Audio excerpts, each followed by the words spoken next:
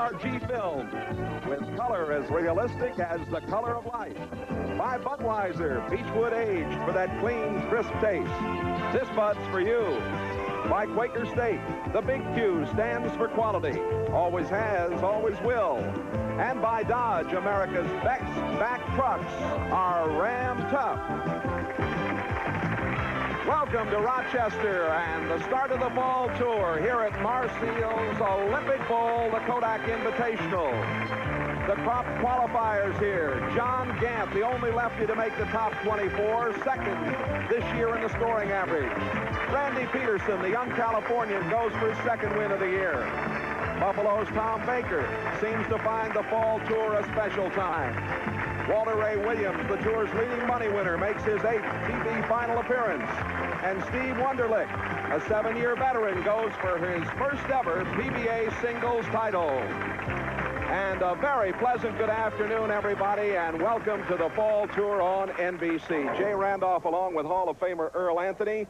This is the time of the year when it gets very interesting. The scoring average, the money, and the Hall of Fame, of course, for somebody down the road, maybe, but more importantly, Bowler of the Year. Bowler of the Year, and Walter Ray is definitely in the running. He's the leading money winner right now, Jay, and he's in position to win his, just take over everything, just dominate completely at this point. What makes it even more exciting is he probably got the most powerful ball on the tour in John Gant, the left-hander, the only one in the top 5, so it could be very exciting. Some contrasting styles, and as we always like to do for you, let's get right to the action here. It's been a wonderful week in Rochester. The Pro-Am earlier this week, the youth clinics, and now we're down to Gant and Peterson in this first match of the afternoon.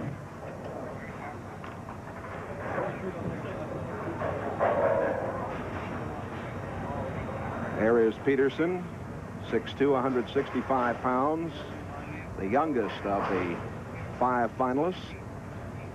He averaged 214.4 this week from out in Santa Maria, California.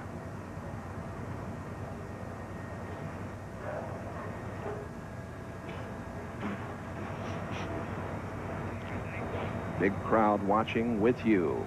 Hope you'll enjoy it wherever you are as we're underway. Nice way to start. It's a great way to start, not only for Randy, but for us in the fall tour, Jay. We have a lot of contrast in style here. You can see Randy is basically a stroker, and coming up, as I mentioned earlier, one of the most powerful balls in bowling, John Gant. Gant is 6'2", 190 pounds.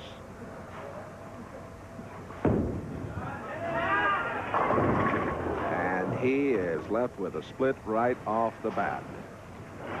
In talking to Mr. Gant a little earlier, Jay, he mentioned that the lanes are a little different for him today. He's playing a little bit more toward the inside of the lane, and he's switched to a different bowling ball that doesn't hook quite as much. But look at still the turn, the rotation he gets on the ball, breaks a little too soon. Great camera angle. You can see the ball cut through the heart of the pins. Well, he gave it a try. Gave it a try. Gant is open in the first. If you're going to make a mistake, you want to make it early. It's easier to pick it up with 9 frames to go. Randy Peterson definitely at the advantage by starting with a strike. But John Gant has the kind of ball he can throw strikes forever. He's 29 years of age, and as we've indicated to you, very strong. He is a powerhouse. He punishes the pins. He really does.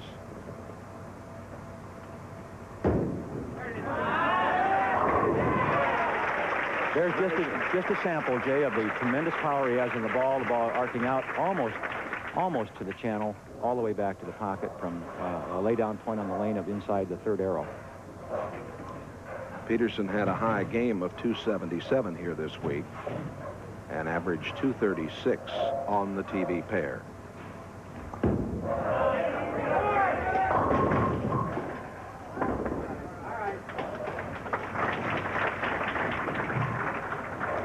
Got a good break there, Jay. It could have been a split. It could have been the big split that Mr. Gant got in the first frame, but he got away with it. You see the ball doing almost the identical thing, cutting through the heart of the pins, and by knocking out that 2-pin, or excuse me, the 3-pin, it made the spare a lot easier. And he's looking at the 6-10. Picks it up.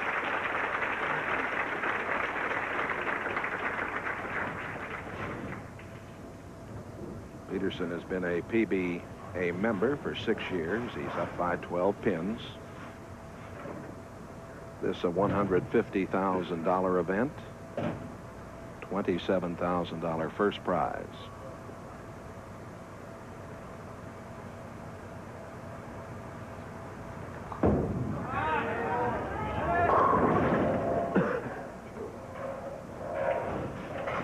A 310 leave for Peterson.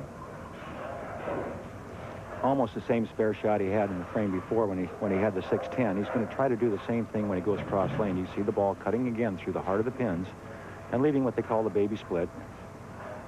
Making a little adjustment to his thumb hole there, and the bowler will do that. He'll put some tape in or take it out as his hand swells a little or goes down, or if he feels uncomfortable that he might be dropping the ball. And when a bowler is dropping the ball, that's usually what happens. It goes through the heart of the pins. The conditions change physically for the players. A lot of speed. And Peterson is open in the third. Both of these fellows having a little trouble getting going. Little television jitters to start out with. They're both experienced players. I'm sure they'll get going here shortly.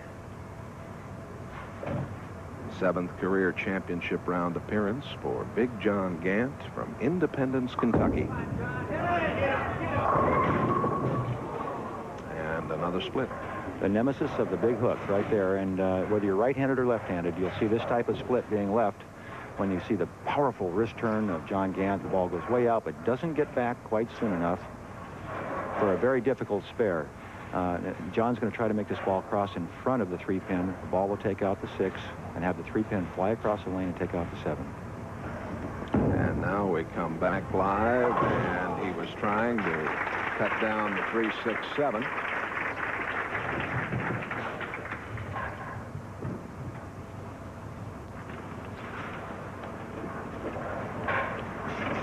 Just missed it.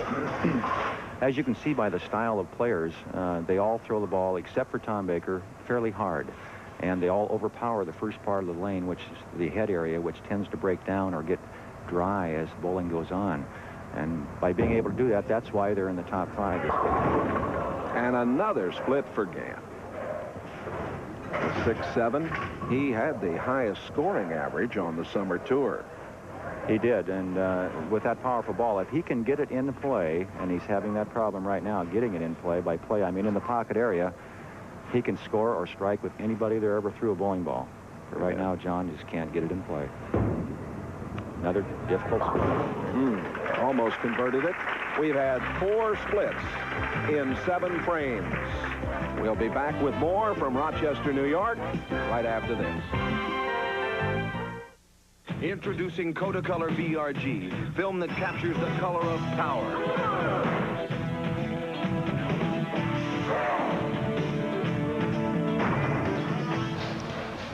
Peterson has struck in the 4th, but left a 3, 6, 10 and only got the 6, 10 in the 5th. Here is Gant coming back with a strike in the 5th.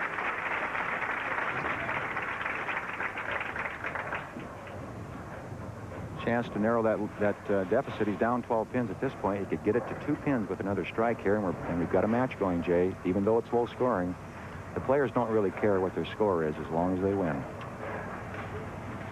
Gant finished 16th in this event last year and picked up $2,100. Chance to battle back. He does.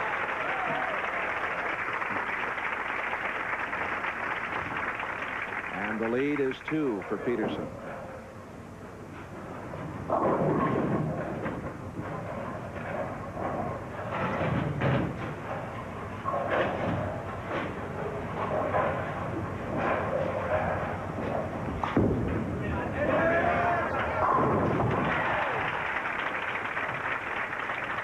Tripped the 4-pin, the result of a good rolling bowling ball. The ball, he has a high roll, and the high rolling type ball, rather than the ball that's turned very hard sideways or spinning, will carry the 4-pin better. And you watch Randy's tremendous leverage at the foul line, a good extension out over the lane, and the expression on his face. He knows he got a little break there. Now if he can just take advantage with a double here.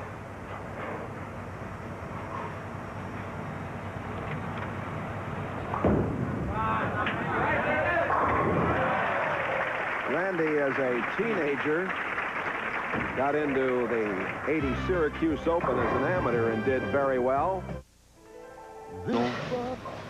Great hospitality from the wonderful folks with Eastman Kodak this week. Gant down 12. Trying for the turkey right here on lane 34.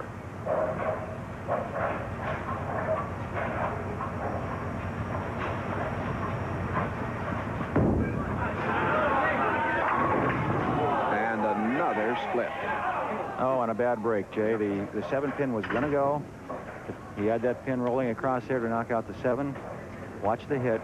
This is the replay. You'll see the ball throw the 5-pin in behind the 10-pin. The head pin comes off the ball, rolls all the way across the lane, hits the 7, but the rack came down and stopped it from falling. He's looking at the bedposts. A lot of speed, cross lane. He's looking for it to bounce. Didn't get it.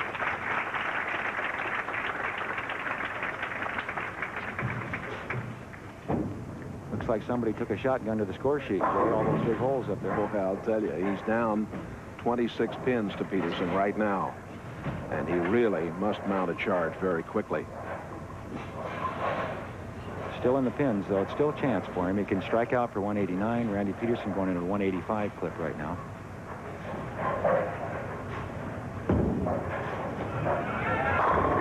That one got there. His 5th appearance in the championship round this year. He's finished 3rd every time. Going to have to get it going to get to 3rd this week, Jay.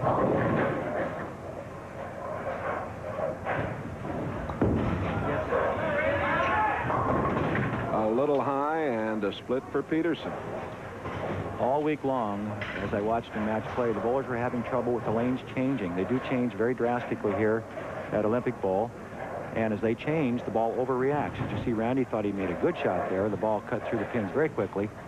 Break point a little sooner than he expected it, and you can see his reaction. 4-6-7. Go for the 4-7. Last year, Randy appeared in the TV finals twice. He and teammate Warren Nelson were 5th in the Showboat PBA Doubles Classic out in Vegas. The Tucson Open later in the summer tour, Randy seeded 2nd, and he lost his opening game to the eventual winner, David Ozio.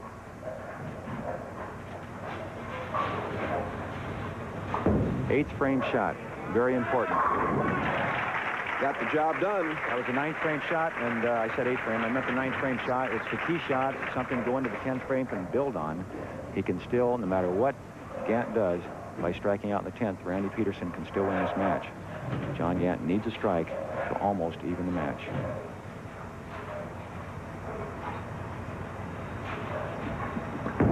Lots of speed. I mentioned earlier that he was the only left-hander to make the top 24, and I think maybe it's indicative that it just hasn't been the left-hander's week here. It hasn't, and as the lanes change, and you see John moving more and more to the center lane, trying to throw it, loft it out of the lane farther, more speed, and when you do that, you lose control. And John, if you watch him when he comes up at the foul line, it means he's really throwing hard and trying to get everything into it.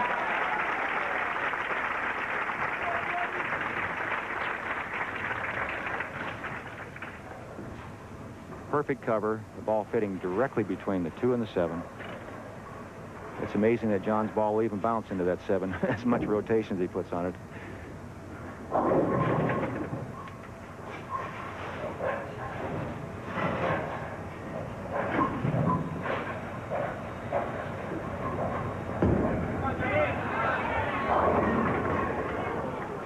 Left at 7 last year. Gant won better than $33,000. His current earnings this season better than $47,000. The direct result of the ball previously going through the middle of the head pin. He makes the adjustment. It doesn't come back. John is completely lost on the lanes. Still has a chance, even though he's going at a 158 pace. Make the 7-pin.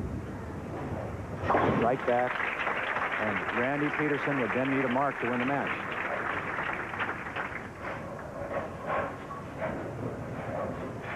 Gant won the Ohio State All Events title in '82 and '83. His wife, Bev, is a physician, and they recently have moved back to the Cincinnati area. John knows what the score is. He knows he needs every pin to make Randy Peterson mark. And he got them all. And for Gant, 158. Randy Peterson were to split here, get 9. Since he's on a strike, it would be a tie match at 158. If he marks in any way whatsoever, he'll be the winner.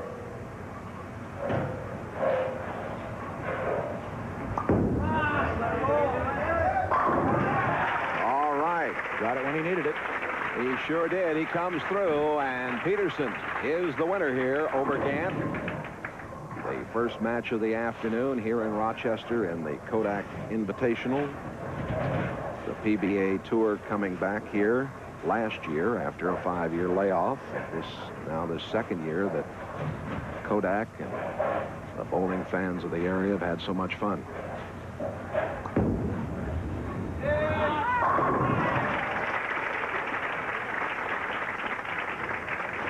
Peterson finishing off here in fine fashion. Trying to get himself together as he will be facing Tom Baker.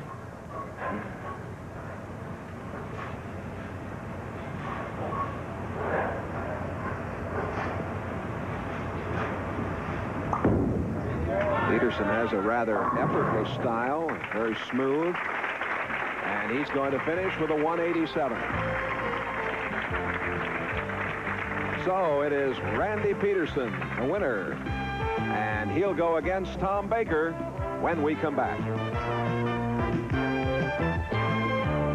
Progrin, the old veteran, coming back to try his hand at the tour again. Carmen Salvino, one of the originals. He was at that New Jersey motel in '58 with Eddie Elias when it all started. That's right. Mike Edwards coming back. He's starting to get back in shape again. He's had a tough year up till now. Monticelli, Hemleto from Venezuela had a 300 game here this week. Two gentlemen tied for 16th, Brian Voss and Mark Sullivan. My old friend Steve Martin, he's back bowling good again after all those wrist injuries he's had in the past. Harry Sullins picks up $2,500. Gentleman from Flagstaff with $2,800 to his credit. Dave Husted, he's been going good of late. And Hall of Famer Les Dykes back in there. That's great. Jim Benzek, he was very tough here last night.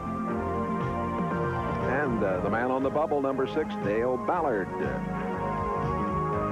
It'll be Baker going against Peterson. More action from Rochester right after this.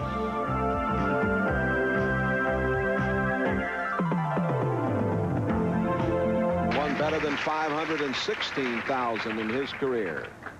Tom Baker, obviously the player with the most experience, both in longevity and, of course, on television. Peterson starts on 33 and strikes him.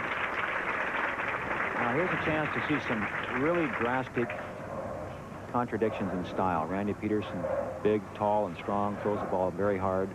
Tom Baker, 5'8", 150 pounds, and he's what we call a stroker.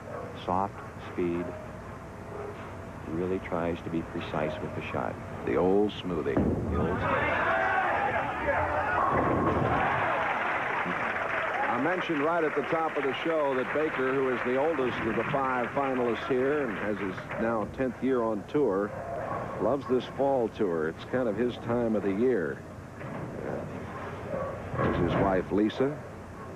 Last year, Tom reached the TV finals 3 times, all on the fall tour.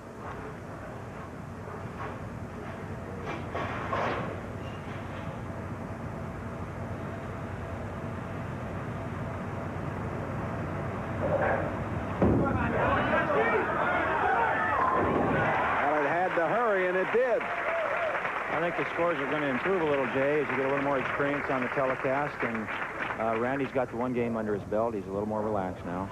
Expect him to make the adjustments that are necessary to keep the ball in play. Peterson with a 187 in his first game to defeat Gant. A little over adjustment there, Jay. Didn't get up. He had 7 strikes in the first game. And he's left the 2.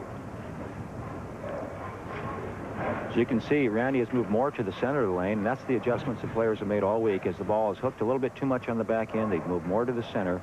It's a good break for Randy, only leaving the 2-pin, an easy spare, a lot of speed, and right at it.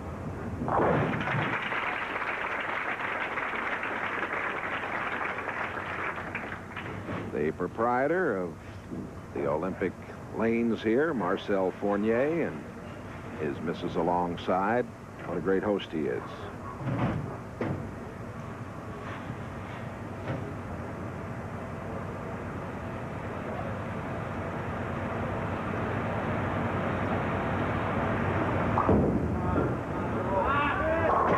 A little high, and he's left the 3-6.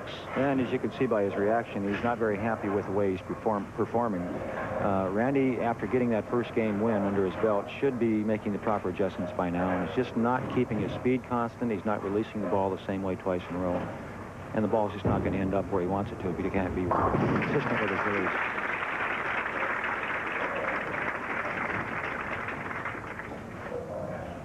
Scores overall have been just a little bit on the low side for what you might consider the average professional tournament, but they've been very competitive, Jay. The matches have been close all week and have been very exciting for the fans, and that's what we expect to see on the telecast today.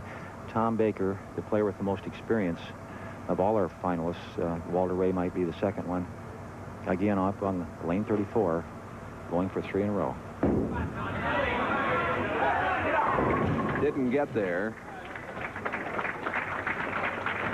The 2, 4, 5 are standing.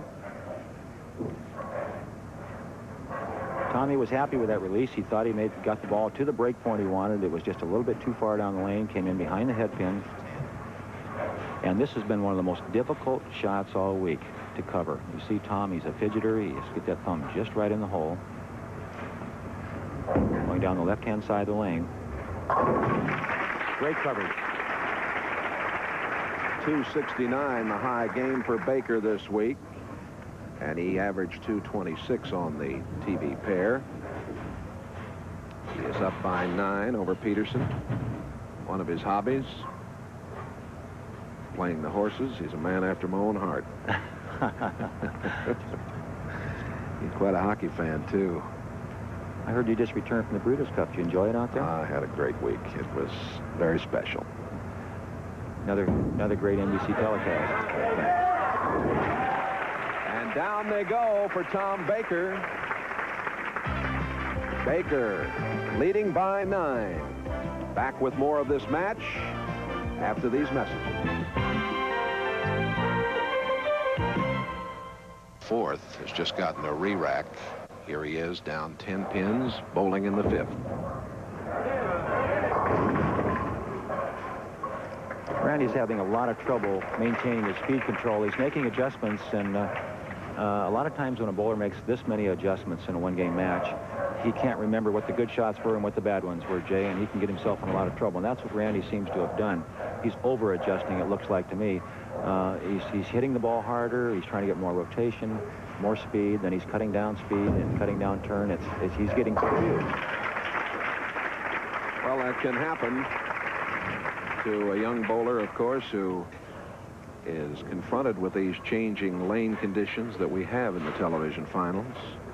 Baker's been around the block before. Many times. Many times. You see how he fidgets with that thumb hole. It has to be just right, or Tom's not going to do anything. He has to be perfect before he starts.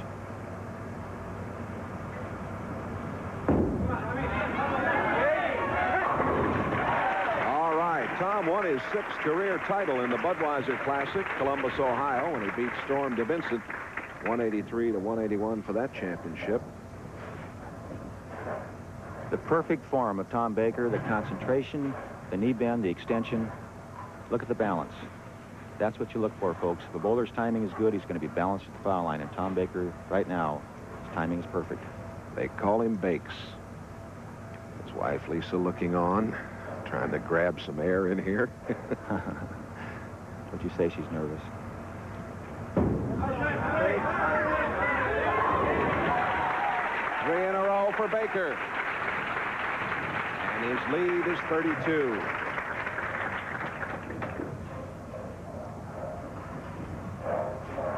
Randy Peterson has had some shots that got away from him. He's been fortunate. He hasn't had any splits this game. He's had some easy spares on shots that could have been very difficult spares. He has to get some strikes going now, or it's going to be too late. Oh, right on the head pin. Again, he got a good break, though. He got away with it. Only the 3-6 left.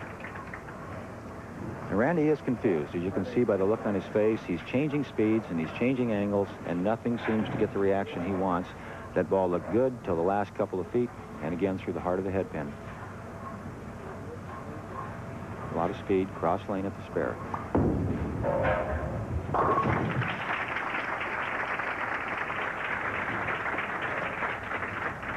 A 34-pin lead for Baker. Peterson getting set here in the 7th. The first PBA Tour event was won by Lou Wrongfoot Campy. Remember that? Right here in the Empire State in Albany, New York, back in 1959. That was before my time, Jay. It was before your time, but I'm sure a lot of folks remember. I think Chuck Pierce was bowling then, but I'm not sure. Chuck handling our stats, the man from Texas.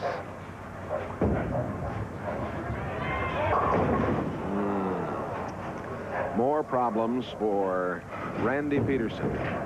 Well, he's been flirting with that every shot he's thrown in this match, and it finally up-jumped the devil right through the heart again. And the big 4, Randy will throw a lot of speed, try to get something to bounce out of the pit area. Well, he almost converted it. Baker's in control. More in a moment. Passing out the green stuff later on this afternoon. Some of the folks, Roger Morrison there, Linda McLaughlin, these people from Kodak do a marvelous job, and Kodak employs better than 50,000 people in the greater Rochester area. It's a big shot in the arm for the economy around here, Jay. Without Kodak, Rochester would be in a little bit of trouble, I think. Well, in trouble right now is Randy Peterson, the man from Buffalo, and certainly one of the favorites here because he's from just down the road. Tom Baker.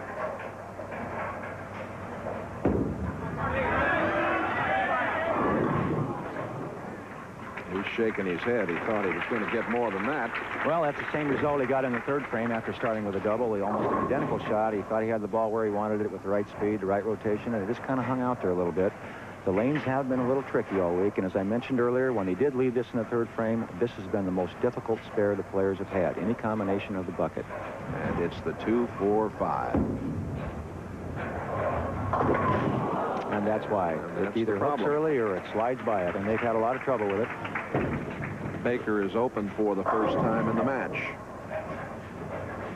As you can see from our low-angle camera, a great view of how the ball reacts going into the pins, and he just cut right in front of the 5-pin, took out the 2 and the 4. Glenn Adamo, our producer, Brian Sipe directing, and our crew bringing you the sights and sounds of the Fall Tour on NBC.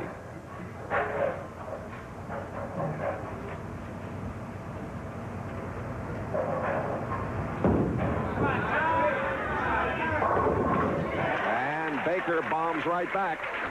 And you can see by the smile on his face that he feels he got a little lucky there.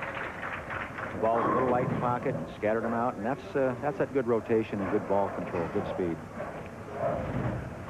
Randy's bowling for a little experience right now. The match, you could say, is almost over. But Randy still wants to make a good presentation of himself on the lanes and make good shots. Made a big adjustment there. He moved from the center of the lane to outside the 2nd arrow to try to see if he could get some kind of a better ball reaction there. And this is what you might call a track center, a track house. The lanes are, there's a lot of play between the 2nd and 3rd arrow, and that's where most of the balls are thrown, so there's more friction there. So you either play inside of that or you play outside of it. And Randy tried to play outside of it for the first time today. And he didn't get the 8-pin, now he does.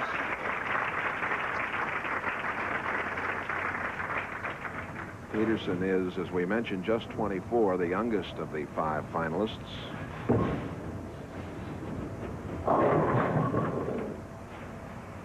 He finished 9th in the Kessler Open and in the Austin Open.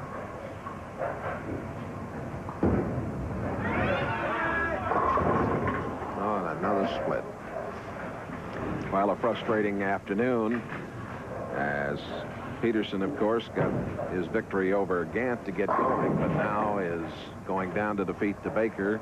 $27,000 first place, $14,000 for second, $8,000 for third. Then we move down to $6,500 and $5,500. Now this one's in the books for Baker. It is, most definitely, but still a nice paycheck for John Gant and, of course, for Randy Peterson. Earl, we talked right at the top of the show about the fall tour success that Baker has had as he strikes again. It seems, as I said, that this is kind of a special time of the year for him. He makes his charge this time of the year. Yeah, I don't know what it is. Maybe he needs the rest of the year to get warmed up, Jay. What do you think? Well, Christmas is coming, right? That could be it. At least it says Christmas coming, right? Well, we'll stay with this match and watch Baker in action.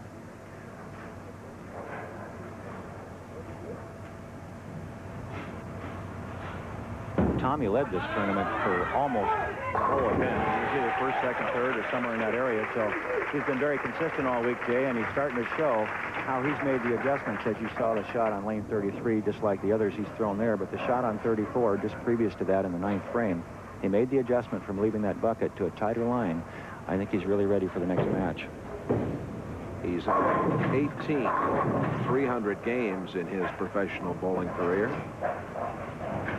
He sure seems comfortable here this afternoon.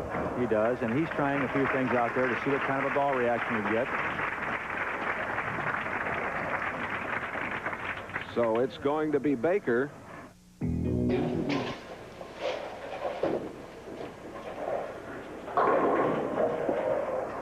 Back once again here in Rochester, New York at the Olympic Bowl, and Baker the winner, 230 to 173 over Randy Peterson. Peterson finishing with 3 strikes, but Baker showing his veteran and overall acumen, as you might say. I mean, he was really smooth here. He is. Baker's that kind of a player. Now, there are very contrasting styles in our top 5, Jay. We have Tom Baker, who throws the ball soft but spins it through the first part of the lane. The other players tend to get a lot more side roll on the ball, but they throw a lot harder. They throw it over the first part of the lane. That's why they made the top 5. They're all sharp this week, and Baker's making good adjustments. Earl, it's always nice to be with you on the fall tour on NBC Sports. This time of the year... Thank you, Jay. Well, that's all right, no problem. But, you know, at this time of the year, it gets very interesting, and we do have Walter Ray Williams, of course, who's having a fine year coming up. We're going to get to see him in action, and of course we've got this scoring average that I mentioned earlier, the Bowler of the Year honors, and over these next 5 weeks it's going to be great fun for us. It is, and we've got the Brunswick World Open, of course, and we've got the Touring Players Championship. We've got some excellent, outstanding events coming up. And as you mentioned, Jay, the Bowler of the Year race is still hot and heavy with Steve Cook, the big lefty from California, right in there. And, of course, we've got the perennial, it seems like challenging every year, but never quite made it, Marshall Holman. Marshall, of course, had a big year here last year. He was the winner here. He did make a check this week, but he was out playing golf at Oak Hill yesterday. Yeah, and he wouldn't let me go. Then I was happy because it rained. Let's take a look for you and let you know about the tour stops on the fall tour. Next Saturday, we'll be in Mike Alby's hometown, Indianapolis, Indiana, the $135,000 True Value Open. And then, of course, on the 22nd, as Earl mentioned, the Brunswick Memorial World Open. And that's at Glendale Heights, a Chicago suburb. And the Budweiser Classic will come your way. Columbus, Ohio, $150,000 tournament. On December the 6th, we'll have the Budweiser Touring Players Championship at Taylor, Michigan, right outside of Detroit. So lots of action coming up with you. We're on the air, remember, at 2 o'clock Eastern Time each Saturday afternoon. Tom Baker will go against Walter Ray Williams, Jr. when we come back to the Olympic Bowl in Rochester, New York, right after these messages. Back here, a reminder that the Kodak Invitational first prize is $27,000. And a reminder, too, about Kapalua. Oh, what a pretty place that is. Hope you'll be watching the action from over on the island of Maui here on NBC. Baker will begin play. This crowd applauding Tom Baker of Buffalo, New York, as he goes against Walter Ray Williams, Jr. And they don't get any easier as you go up the ladder. Walter Ray having a great year, his 8th appearance on the championship 5.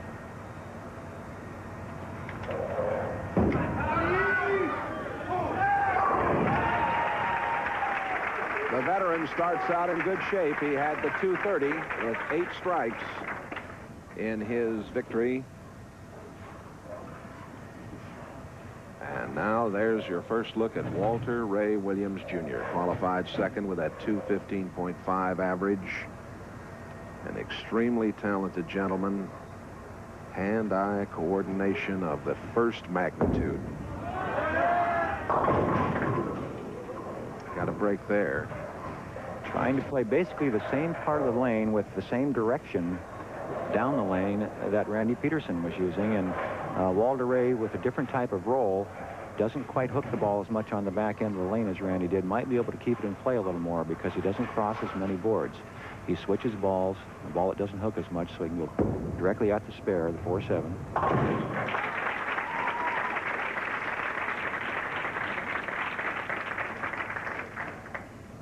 Walter Ray, 27 years old, Stockton, California. Many times the world horseshoe pitching champion. Before that, the world junior horseshoe pitching champion. Tell you a funny story about a little match he had up here earlier this week in a moment. And he reacts to that big strike right there. He was with a friend of his who's the New York champion in horseshoe pitching earlier this week, and they had a horseshoe pitching match, and Walter Ray won that. And then they came into the lanes here and had a little bowling match, and the New York champion beat Walter Ray. Beat Walter Ray. Maybe they're the wrong vocation.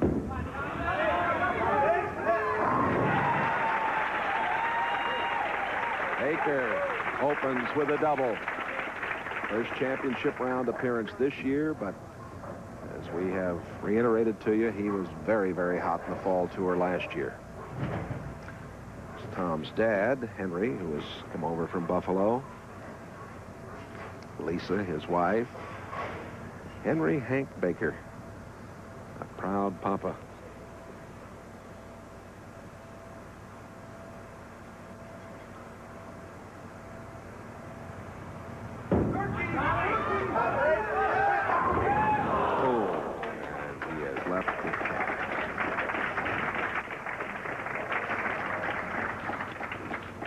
Watch the balance, the good extension, the turn around the side of the ball to make it skid a long ways. Then you can see the ball turn over going into the pins. Tom was real happy with that shot, and it looked awful good to me. Cross lane at the 10 pin.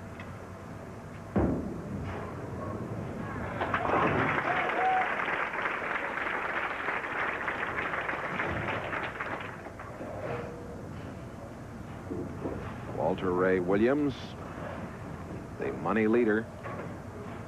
Steve Cook and Marshall Holman and Dave Husted all over $100,000.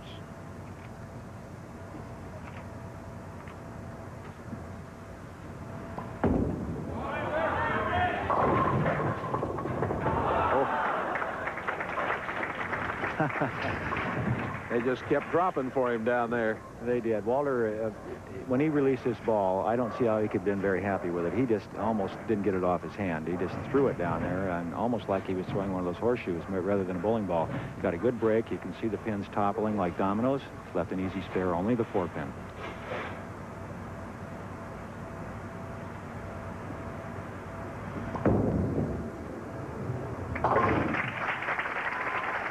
Williams captured his first PBA title in the True Value Open in Peoria, Illinois. And Williams ranks 4th in the average leaders. John Gant, who you saw earlier in the number 2 spot, Dave Husted up on top. What a summer Dave Husted had. Boy, it's one of the best ever. Walter Ray having one of the best years ever. And he has left the 3-6-10. I mentioned True Value, of course. Our friends at True Value will offer $100,000 for a perfect game on the fall tour as we look again at this shot. And next week in Indianapolis, a perfect game will be worth $200,000. I'd have trouble getting a double for that kind of money, Jay, much less a 300 game. Sometimes the players outthink themselves a little bit, and Walter Ray, using a ball that will not hook so he can be more accurate, cover his spares, had it slide right by the 3-pin, taking out only the 6 and the 10. You see the ball sliding, not really rolling, sliding by the pins. That ball very slick. Very slick. So Baker is up by 23. Bowling in the 4th, lane 34. And there again, if you remember his last match, that's the shot that he left the bucket on twice, or part of the bucket on twice. Almost had that leave again. The ball gets right to the point where he thinks it should turn into the pocket, and it starts to slip a little bit. And that's because the oil carries down on the lanes, and there's not much you can do about that. You just have to adjust to it.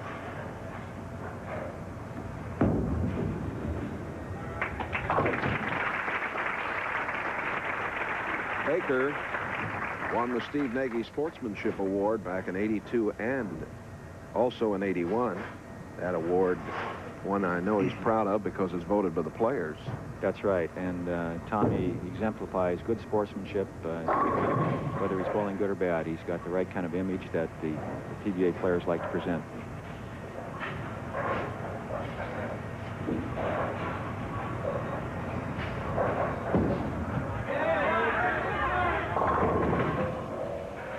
Now, if you remember earlier, we mentioned that the lanes here at Olympic Bowl changed drastically. And as you can see by the reaction of the players' bowling balls, they are a little lost right now.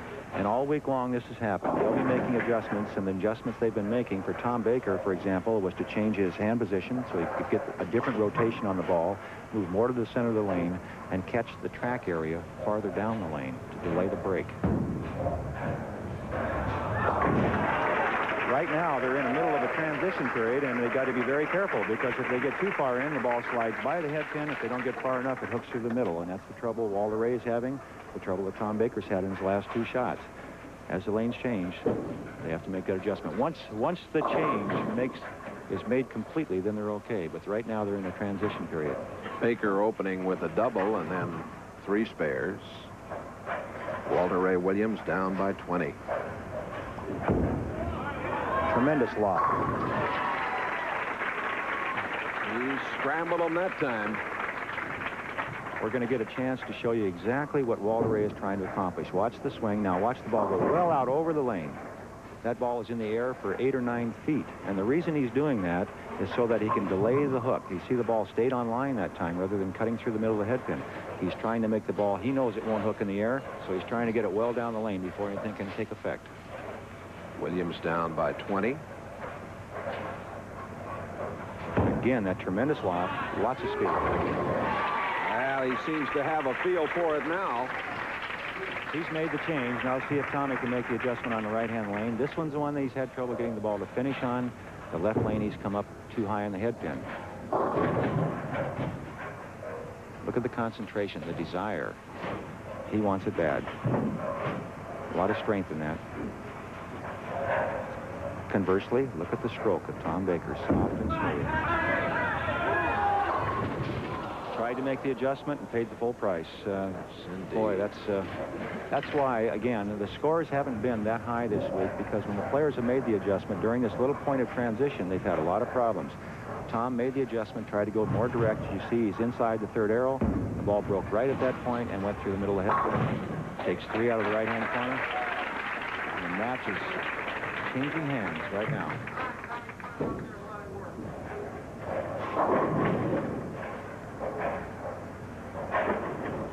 Baker finds himself now down by 7.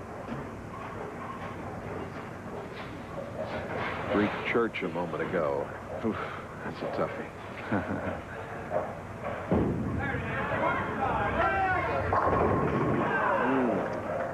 Well, he thought he deserved a little bit better than that.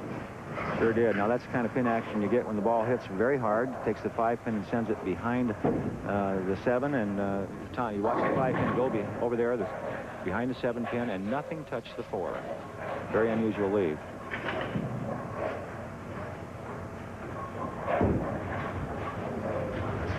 And he cuts down the 4-pin. Well, Baker is down by 7. We'll be back with more of the PBA Tour after this from your local station. Up on top of an 8-story building. It's very windy, and they put a couple stakes in the ground, and he was showing the folks over there how to play horseshoes, and he had 85% ringers in a little match he had over there. Is that something? It's below his average, Jay. Well, he's tough. Oh, he leaves the 10.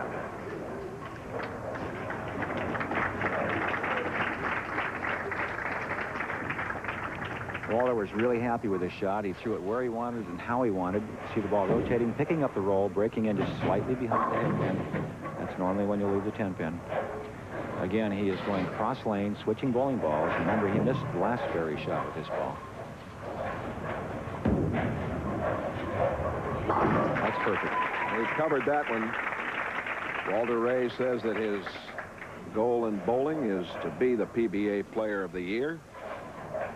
And he is well on his way at this point in the proceedings in the 1986 season. Williams up by 6. We're in the 8th frame.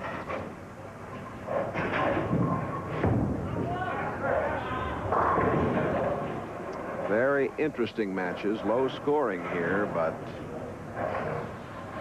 the competition has been tight all week. Last night was something here in the position round. 4 players could have led the tournament going into the last game.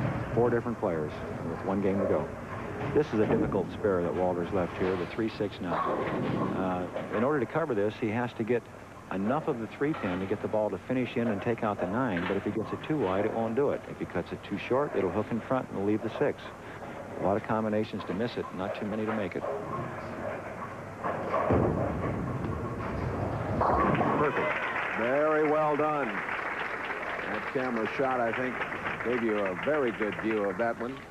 Will it be Williams or Baker who faces the man waiting in the wings, as Harry Golden would say, Steve Wonderly? Mr. Golden, our tournament chairman, as usual, tournament director for the PBA.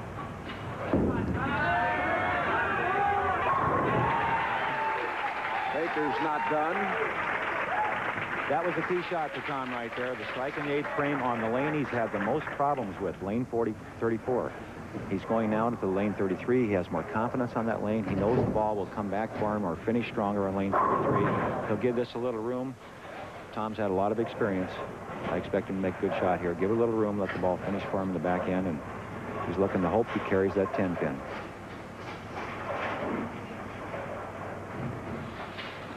Seven finishes in the top 24 this year for Baker.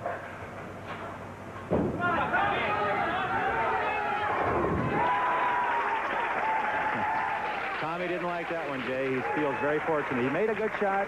But he got the trip on the 4-pin. The look on Lisa's face is unbelievable. And that picture pretty much tells the story right there. All right, Lisa.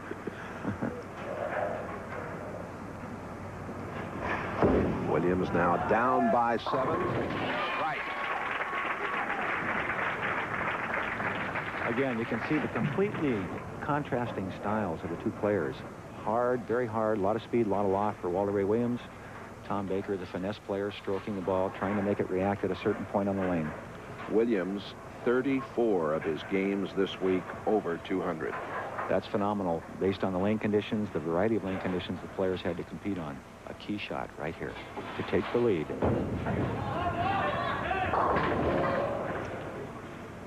And he is a very disgusted bowler as he left the 3-6-10.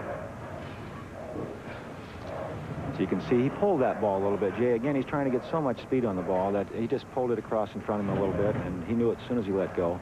This is not an easy spare. The 3-6-10 can be missed and made in a variety of ways. And again, he's using that other ball through. Slick bowling At this ball. point, only 7 pins down. Anything can happen, as you've already seen in our previous matches. It's fairly easy to get splits and very hard to get strikes. So Walter Ray definitely going to get as many pins as he can and put the pressure back on Tom Baker. Again, lots of loft. Overcompensated again. It pulled the ball before, now came up a little short. That's not unusual to make an adjustment on a shot that, under this kind of circumstances, you don't really want to admit you might have made a little bit of an error there, so you make an adjustment on something that was a physical error. Now, Tom Baker needing really just a mark to close out the match. He'll take his time and fidget.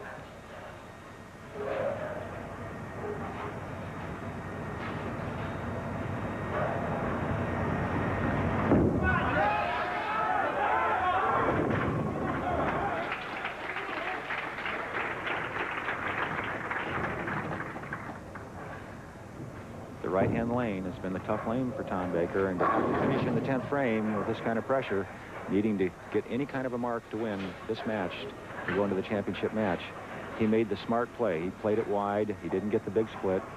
An easy spare.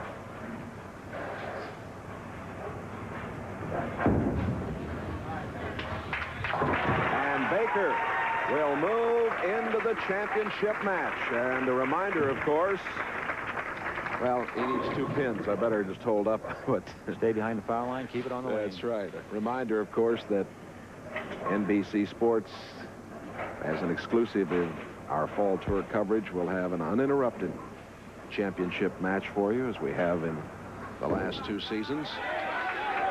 now I can say it. There he is. He moves to the championship match. Score of 198 for Baker.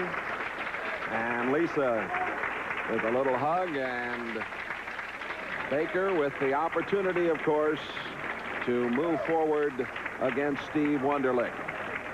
Well, Baker, as the fall tour gets underway, has come over from Buffalo, and he's got a chance to win it all, but Wunderlich, of course, is standing in his way.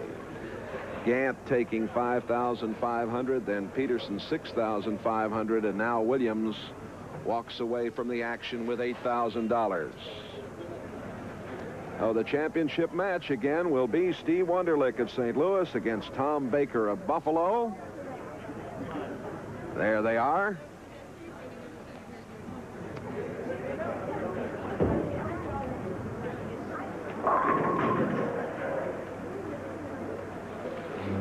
Back to the Olympic Bowl, Rochester, New York, and don't forget tomorrow some very interesting confrontations.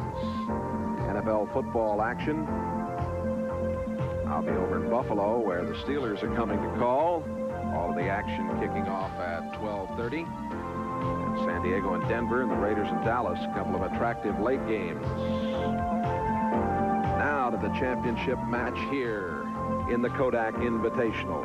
$27,000 first prize. Buffalo's Tom Baker and Steve Wunderlich from St. Louis, Missouri. The home, of course, of the Bowling Hall of Fame. And Earl, I was out there with you not too many weeks ago when they opened that wonderful new photo of you and that display. Very nice. It was very nice, Jay, and I appreciated you being there, partner. Baker underway, and he leaves the 2-pin. Baker has defeated Peterson 230 to 173. Williams 198 to 189. There's the Kodak Invitational Trophy. Beautiful Steuben glass.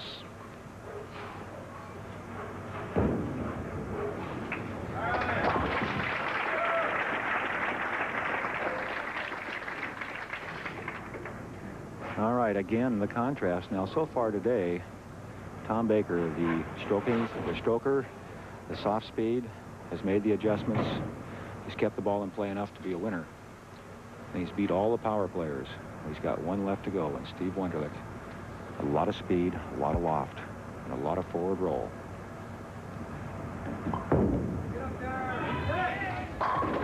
And, oh, that looked good, but he left the 10. Wunderlich, 6 feet tall, 165 pounds, 28 years old. 7th year on the tour out of St. Louis. Career earnings of better than $280,000. Here's Steve Wunderlich, the classic style. Look at the tremendous loft and lift on the ball, so he can get it well down the lane before it starts gripping. It turns in, but a little weak. Wunderlich was so intense, and he agonized in that position round last night, beating Tom Baker.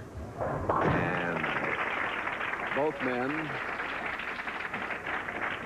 open with spares. Wunderlich, 15th career championship round appearance, his 3rd appearance in the TV finals this year. In the LA Open, he finished 5th.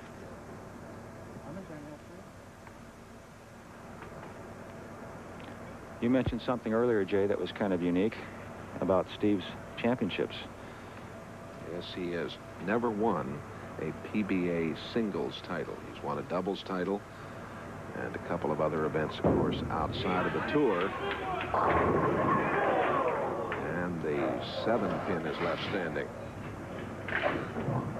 In '82, Steve led the PBA National Tour with 4 perfect games. Again, the good balance, the good lift and loft of Steve Wunderlich, but you see the ball come in behind the headpin slightly. Not quite enough in the back end. Now, Steve is a little pumped up right now. The adrenaline's flowing. He's throwing the ball maybe just a little bit too far out in the lane, a little bit too hard. So it's not picking up the heavy roll he normally gets on the back end. Oh, that was an anxious moment for him right there. He's better off. Steve Wunderlich is better off throwing the ball a little too hard and keeping it light in the pocket early in the match, so he stays in the match, than he would be if he was soft and hitting the middle of the headpin, getting those big splits. Baker with that 214.45 average this week. First strike of the match.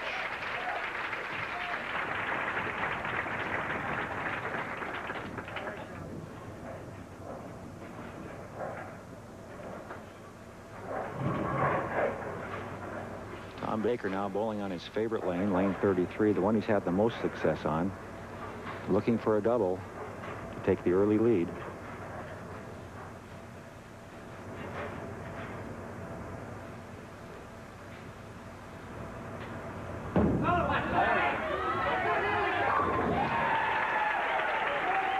The double for Baker, and he has an 11-pin lead. Now we'll see if Steve does make an adjustment at this point. Remember, his first 2 balls were a little behind the headpin. He had tremendous speed and loft on the ball, got it well out over the foul line in the air to delay the roll. He's going to have to cut that speed down or that loft down to get the ball to carry. Let's see what he does here. Too much cut, and he'll hit the middle of the headpin. He's got to be careful. A little earlier. It's coming harder. There it is. Professional adjustment by a tremendously talented player right there. Cindy Wunderlich, Steve's wife, on hand. Steve last night had his high game of the week at 279 that vaulted him into the top spot. And he averaged 217 on the TV pair.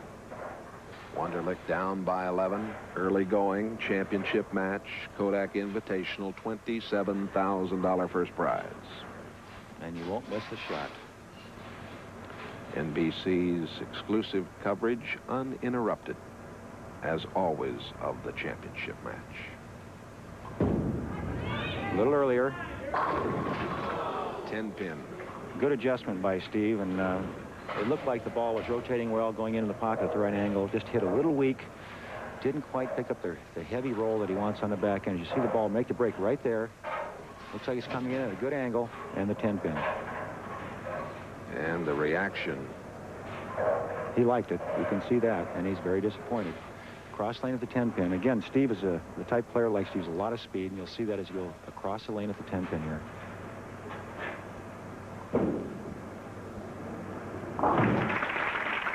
You ask Steve what his goals are for this year, and he says to improve on last year. And he's taking a giant step toward doing that. Last year, he won $87,000 plus. So far this year, better than $38,000. Baker up by 11 in the 4th.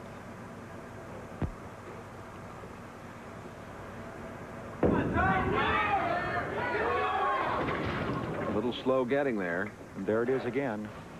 All through the 3 matches that Tommy has bowled to this point, this is his 3rd match. He's had the same problem on lane 34. He likes the shot. He basically got it where he wanted to on the lane with the release, the speed he wanted, but it gets to that little point right there and hangs. When it should start turning in, it hangs. And Tommy has really struggled on this lane. Again, this is a very tough spare.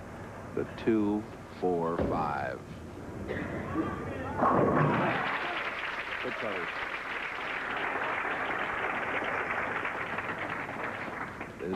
The scoring as it looks at this point in the championship match of the Kodak Invitational next week. We'll be at the Woodland Bowl in Indianapolis, Indiana.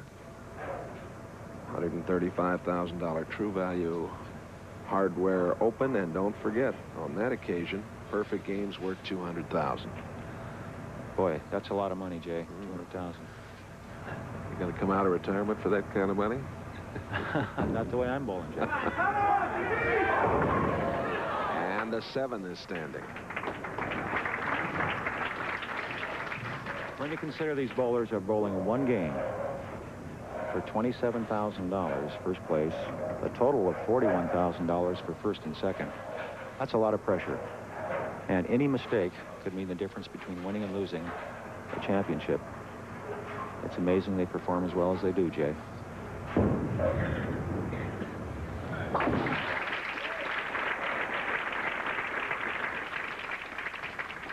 Here's the prize money again. Wonderlic, seated number 1, down by 7. Steve is so close. He's had all 4 balls in the pocket, the first 4 frames. Only struck once.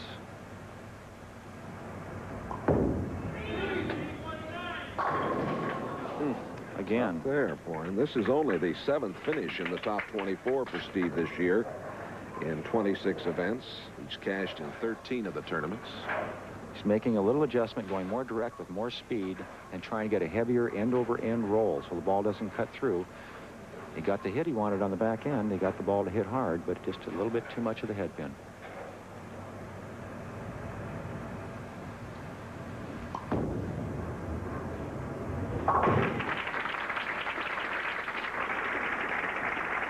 This week, a 215 average.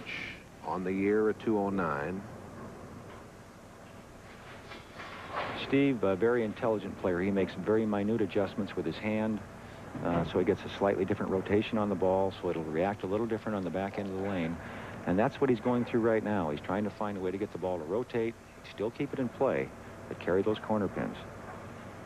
He's making those small adjustments.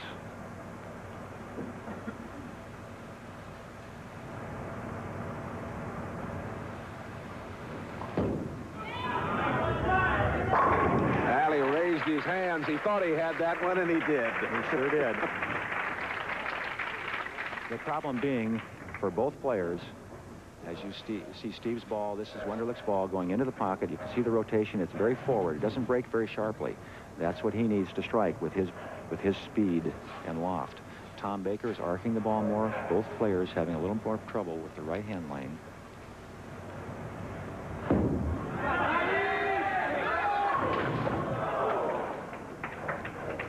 Well, that appeared to get right on target, but the 4-pin is left. You can see that point on the lane down there where Tom Baker's ball was starting to make the move, right there. Now, that made it move just slightly sooner than he wanted, and that's why he left the 4-pin. And on other shots, it's got to that point and slid by. It's all where the ball enters that break point on the lane, just before it turns into the pocket. Tom bothered by something there, and being the professional he is, he stepped off the lane, got reset, cross lane at the 4-pin. Baker leading by 7. His last PBA victory was the '85 Budweiser Classic on the fall tour. Baker leading by 7 as we move into the 7th frame of this championship match. The 4 crucial frames where you set up whether you either win or lose usually starts in the 7th frame. Key shots. The players should be all lined up by now. They should have a good idea what they're trying to do. Now let's see who performs under pressure for the championship.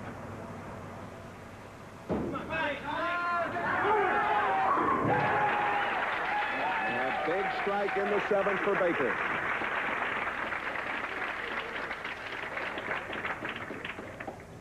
Steve Wunderlich has rolled 24 300 games in his career, including 4 this year. He and Steve Cook led the touring players for the year. And he was in the TV finals 4 times last year, winning the senior touring pro doubles with Les Sykes. And he also captured the ABC Masters 10-pin.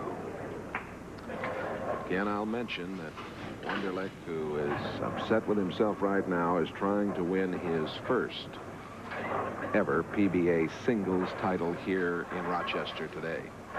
Again, really, really great fundamentals by Steve. He made the shot he wanted to make.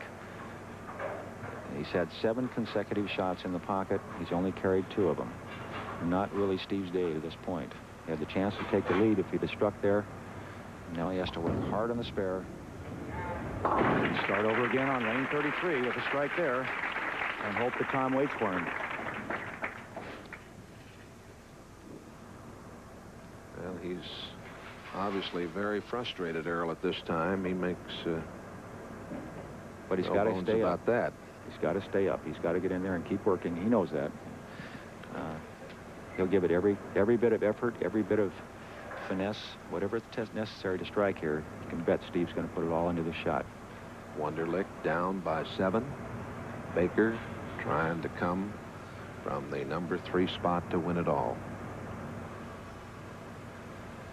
And a telephone. Somebody should take that off the hook.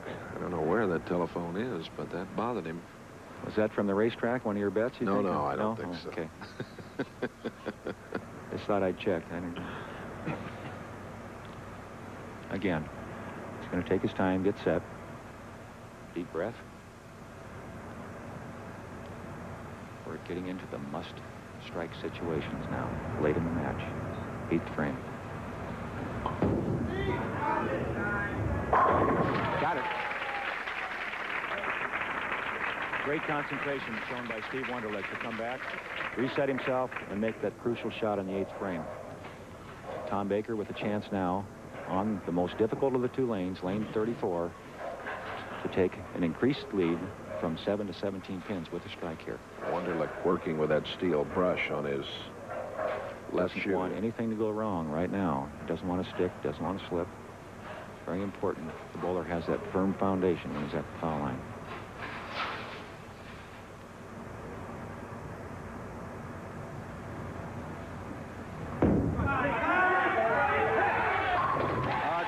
For Baker.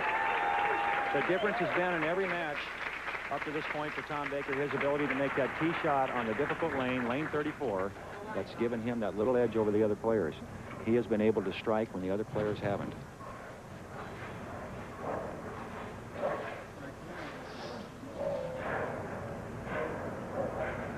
Baker, in case you're just joining us, defeated Peterson 230 to 173, and then Walter Ray Williams Jr. 198 to 189.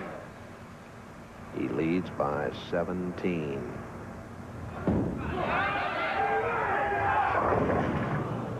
There it is again, Earl.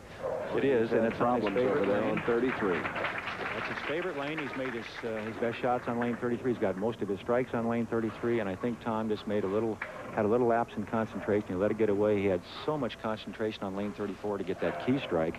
He let the ball get away from him on 33. The same spare that he picked up in frame 4.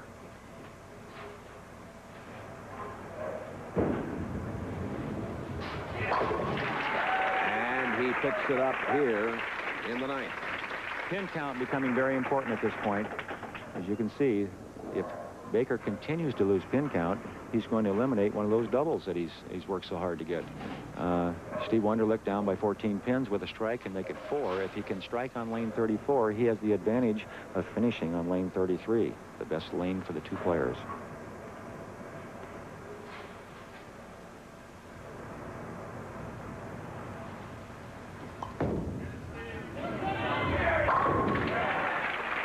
Strike for Wunderlich and the double for him. And the lead is down to 4 pins. And in every match, there tends to be a key shot. And it may sound redundant at this point, but in the 9th frame on lane 34, when Steve Wunderlich got that strike, it set him up to win the championship. With nothing Baker can do about it but sit on the bench and watch. If Steve Wunderlich gets 2 strikes, the next 2 balls on his easy lane, lane 33, he will lock out Tom Baker for the championship in $27,000. That's the story right there.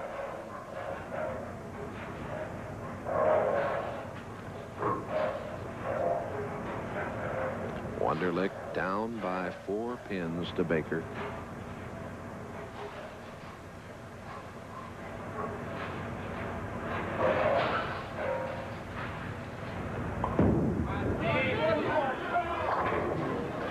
And the 7 wouldn't go. I can't believe it.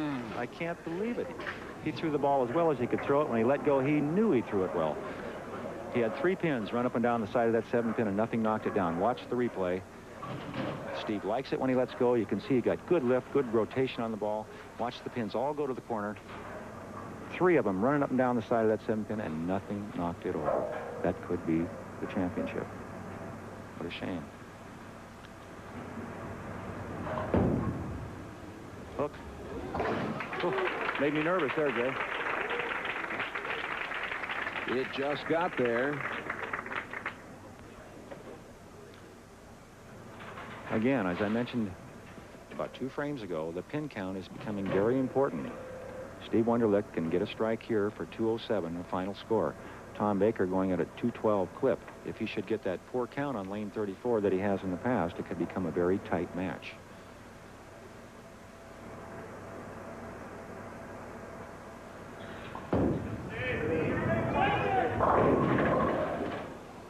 He knew he didn't like that one particularly, but he's going to end up at 205. Tom Baker needs a mark, a spare or a strike. He knows that, and he knows lane 34 has been his nemesis. This has been the difficult lane for him. Remember, he's had some balls slide by the head pin. He's had some that hooked early and went a little high on the head pin. If I were to guess which way he'll miss, he'd miss right. He doesn't want to split here. A split could cost him the championship.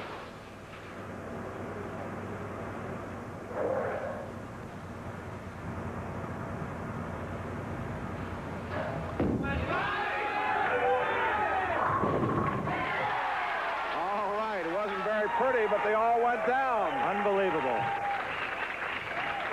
Steve Wunderlich threw every ball in the pocket throughout the match.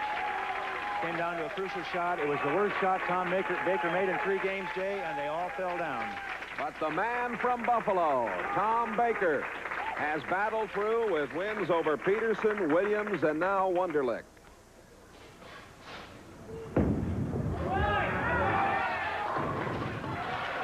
It's the 7th PBA title for Mr. Baker, and boy, is Lisa a happy lady. Back to pass out the prizes here in Rochester right after this. Smile. Invitational trophy. And there is our winner. Tom Baker, his wife Lisa, William K. Peterson, Vice President Marketing Communications Services of Kodak, presents the trophy along with a check for $27,000 as Tom Baker has won his 7th PBA title. Well, it's been a marvelous week here in Rochester. The PBA Fall Tour has been sponsored by Kodak's VR35 cameras, the easy way to shoot great 35mm pictures. By Dodge, America's best back trucks are ramped up.